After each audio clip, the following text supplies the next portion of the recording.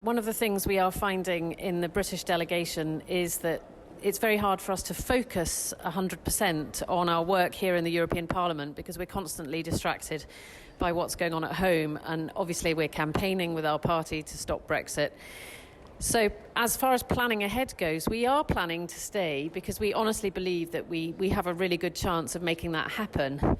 But we're not able to bury ourselves in the European Parliament work in the same way that some of our colleagues can, who know that they have been elected for 5 years.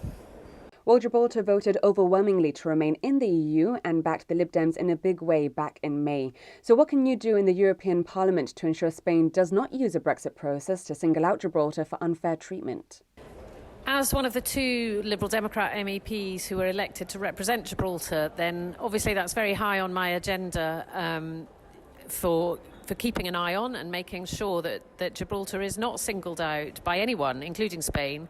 Obviously, we're still hoping that we're going to be able to stop the whole process. But if it looks like we're not going to be able to do that, then it's something I'll be keeping a very close eye on to make sure that Gibraltarians get the best deal possible. Obviously, if we're looking at a no-deal Brexit, it's going to be much trickier.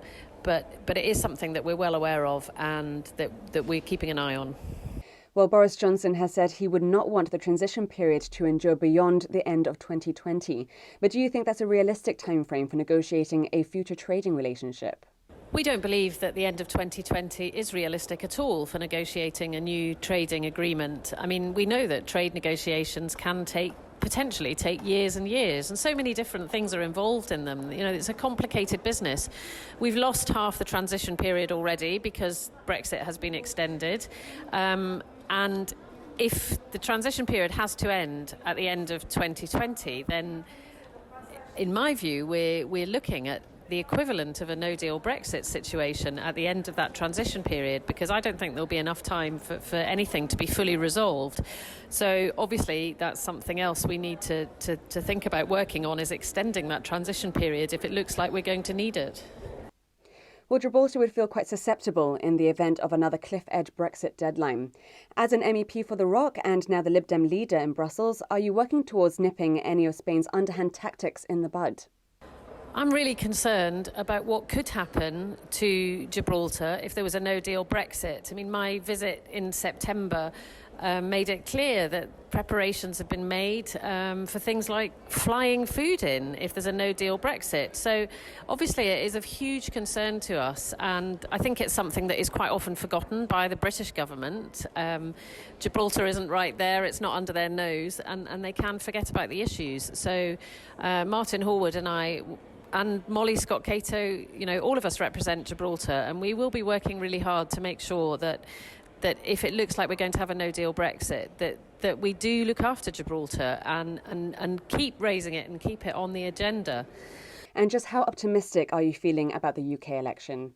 We are quite hopeful that we will have a result in the general election that will mean that there will be more Remainer MPs in Parliament after December the 12th. And we believe that would mean the likelihood of a second referendum increases hugely. We know that the Brexit Party and the Conservatives don't want a second referendum. We believe very strongly that that's because they know Remain would win if we had a second referendum. So they're trying to avoid that possibility. But if you look at the maths, Boris Johnson has to win a lot of seats to make sure that he has the majority he needs to push his deal through Parliament.